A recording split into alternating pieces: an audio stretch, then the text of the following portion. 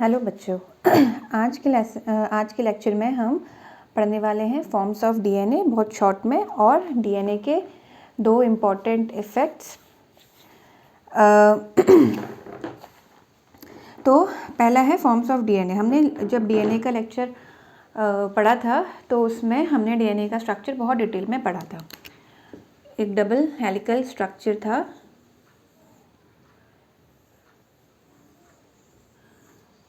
Correct.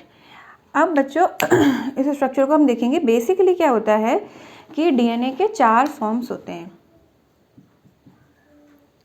जिनको हम बोलते हैं ए डीएनए, बी डीएनए, सी डीएनए और जेड डीएनए।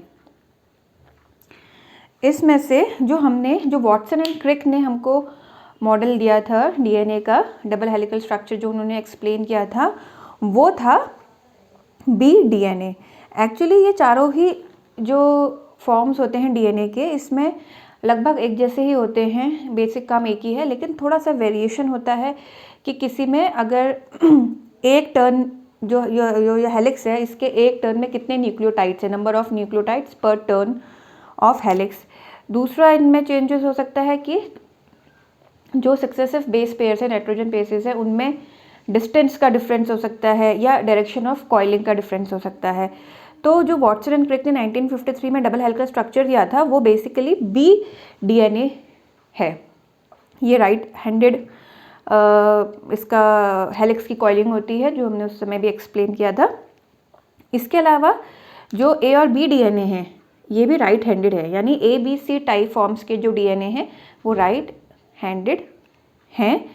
उनकी जो हेलिक्स की कॉइलिंग है वो राइट हैंडेड है। और जो जेड डीएनए है, ये होता है लेफ्ट हैंडेड, जो आपसे क्वेश्चन एग्जाम्स में पूछते हैं कि कौन सा इसमें से लेफ्ट हैंडेड हेलिकल कॉइलिंग वाला डीएनए है।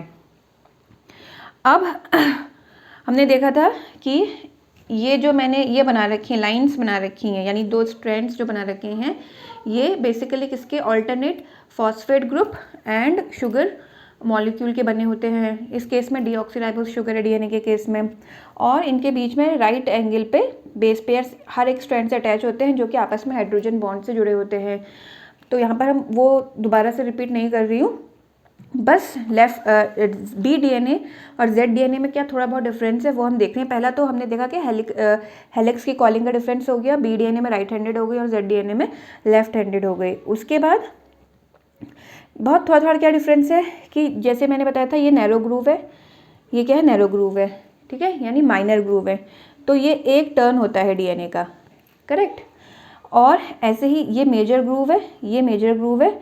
या तो आप यहाँ से यहाँ की डिस्टेंस भी अगर आप वो करोगे, या यहाँ से यहाँ तक का आप बोलोगे, तो ये भी एक टर्न है, ठीक है। तो आप टर्न माइनर ले लीजिए या मेजर ले लीजिए कुछ भी आप ले सकते हो।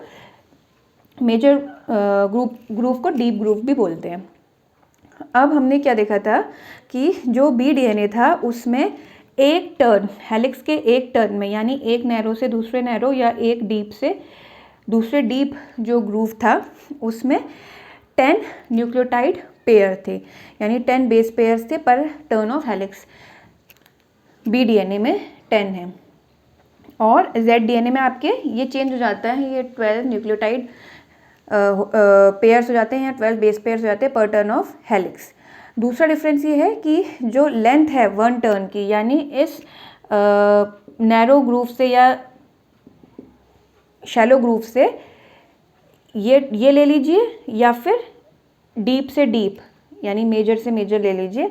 ये जो लेंथ है ये कितनी होती है, इसमें हमने पढ़ी थी 3.4 नैनोमीटर। जेड डीएनए में ये लेंथ जो हो जाती है, length of 1 turn of helix हो जाती है 4.5 नैनोमीटर। अब 2 बेस पेयर के बीच में जो डिस्टेंस होती है, मैंने बताया था, इसको डिवाइड कर देंगे ऑब्वियसली, तो 2 जो बेस पेयर्स हैं उनके बीच की डिस्टेंस निकल जाएगी। तो distance between 2 base pair B DNA में कितनी हो जाएगी, 0.34 नैनोमीटर। और इसमें क्या करेंगे, हमें इस डिस्टेंस को इससे डिवाइड करना पड़ेगा, तो ये आती है लगभग 0.37 नैनोमीटर, यानी 2 बेस पेयर के बीच में जो डिस्टेंस जेड डीएनए में वो 0.37 नैनोमीटर। उसके बाद डीएनए का जो डायमीटर था यानी जो उसकी थिकनेस थी वो जो हमने बी डीएनए पढ़ा था उसमें थी 2 नैनोमीटर थिकनेस थी, और जेड डीएनए में ये थोड़ी कम होती है और ये होती है 8.4 नैनोमीटर। तो बेसिकली यही डिफरेंसेस हैं। बाकी जो ओरिएंटेशन होता है न्यूक्लियोटाइड्स का वो बी डीएनए में एक जैसा होता है, जबकि जेड डीएनए में वो अपोजिट होता है। और जो कोर्स ऑफ हेलिक्स होता है यानी हेलिक्स का कोर्स वो रेगुलर है, ठीक है, जबकि जेड डीएनए में ये जैसे हमने रेगुलर बना रखा है वो इरेगुलर रहता है। तो ये थे फॉर्म्स ऑफ डीएनए। अब है दो इम्पॉर्टेंट फीचर्स डीएनए, इस डीएनए डुप्लेक्स के, यानी ये जो हमारा डीएनए का मॉलिक्यूल है इसके दो इम्पॉर्टेंट फीचर्स। तो इसके दो इम्पॉर्टेंट फीचर्स हैं, पहला है डीनेचुरेशन एंड रीनेचुरेशन, और दूसरा है हाइपरक्रोमैटिक इफेक्ट।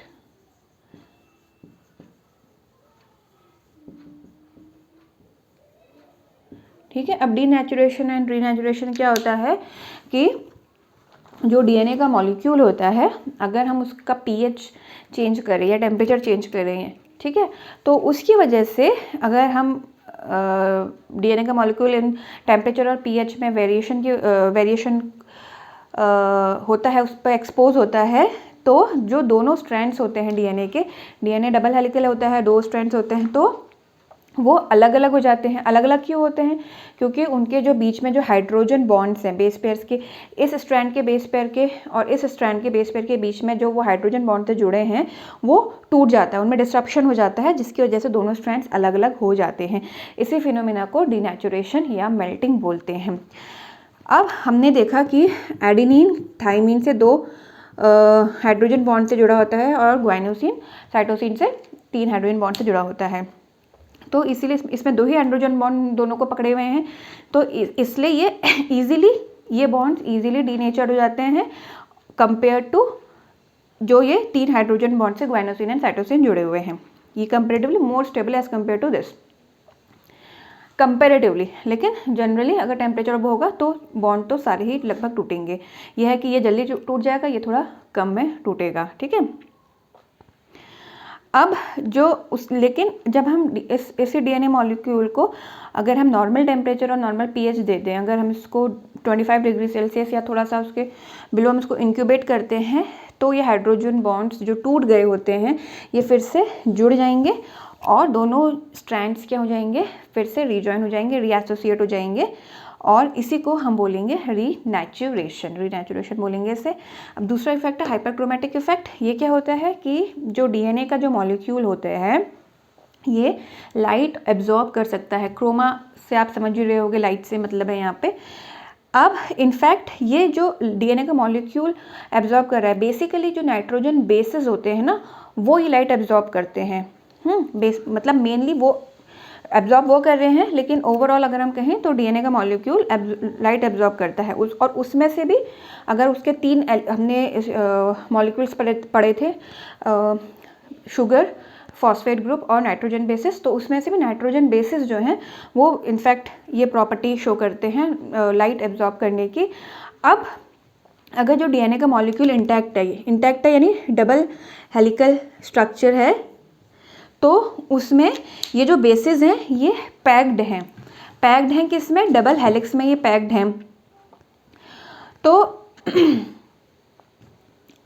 इस केस में, और अगर जो डीनेचर्ड डीएनए मॉलिक्यूल है जिसमें कि ये स्ट्रैंड्स अलग अलग हो गए हैं, अगर हम इन दोनों के कंपैरिजन में देखें तो ये जो डीनेचर्ड डीएनए है वो ज़्यादा लाइट एब्जॉर्ब करता है। क्यों? क्योंकि इसमें जो ये बेसिस हैं, जो यहाँ पर जो नाइट्रोजन बेस लगे हुए हैं वो क्या हो जाएंगे, वो मोर एक्सपोज हो जाएंगे लाइट के लिए, ठीक है, क्योंकि खुल गए। और यहाँ क्या था, पैक्ड था, दोनों स्ट्रैंड्स आपस में जुड़े हुए थे, तो वो उतने एक्सपोज नहीं थे लाइट से, ज़्यादा एक्सपोज नहीं होंगे तो ज़्यादा एब्जॉर्ब नहीं कर पाएंगे, ठीक है। तो अमाउंट ऑफ डीएनए तो यही रहा, यहाँ पर जो भी अमाउंट था डीएनए का किसी भी यूनिट में आपने इसको मेजर किया होगा, डाल्टन में, माइक्रोग्राम्स में, नैनोग्राम्स में। तो जो भी यूनिट यहाँ पर रही होगी, सपोज x यूनिट का डीएनए था जो कि नॉर्मल डीएनए मॉलिक्यूल यानी डबल हेलिकल स्ट्रक्चर में था, और इसी का ये x यूनिट था जो कि डीनेचर्ड हो गया, यानी इसके स्ट्रैंड्स अलग अलग हो गए। तो इस केस में क्या हुआ कि लाइट का एब्जॉर्प्शन बढ़ गया, दो डीएनए का अमाउंट क्या रहा, सेम रहा। इसी फिनोमिना को को हम बोलते हैं हाइपर क्रोमेटिक इफेक्ट, ठीक है। जबकि ये सिंगल स्ट्रैंडेड जो डीएनए जो कुछ वायरसेस में होता है उसमें नहीं दिखेगा, क्योंकि उसमें तो ऑलरेडी सिंगल स्ट्रैंडेड डीएनए है ना। तो वो डीनेचर्ड हो या कुछ भी हो, वो लाइट तो उतनी ही एब्जॉर्ब करेगा। तो ये इफेक्ट हमें सिंगल स्ट्रैंडेड डीएनए में नहीं दिखेगा, सिर्फ डबल स्ट्रैंडेड डीएनए में दिखेगा, क्योंकि जब वो डीनेचर्ड होंगे तो ज़्यादा लाइट एब्जॉर्ब करेंगे, क्योंकि ज़्यादा एक्सपोज होंगे लाइट के लिए। और लाइट कौन एब्जॉर्ब कर रहा है, नाइट्रोजन बेस कर रहे हैं।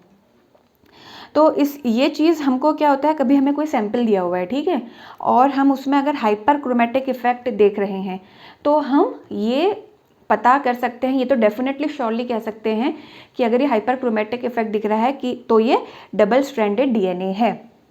और अगर उसमें हाइपर क्रोमेटिक इफेक्ट नहीं दिखा उस सैंपल में तो हम डेफिनेटली कह सकते हैं कि ये सिंगल स्ट्रैंडेड डीएनए है।